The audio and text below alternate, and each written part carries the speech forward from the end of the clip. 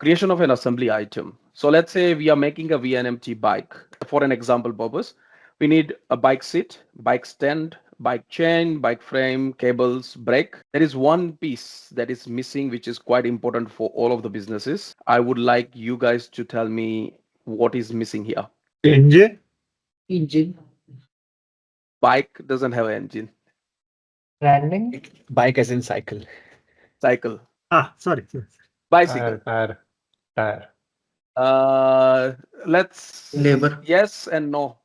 I didn't put down all of the components, but the one that I'm looking after, it's not a physical thing. Branding. Sorry, what? Wheels. Branding. Your company branding. Wheels. Nope. It's very crucial to have to Survey- calculate. Wheels. Mechanic. I said it's not a physical item. Cost. Mechanic. Closer. Servicing. Production costs. Production cost, but what production cost in terms of? Your actual services or machining Man- costs, manufacturing costs, etc.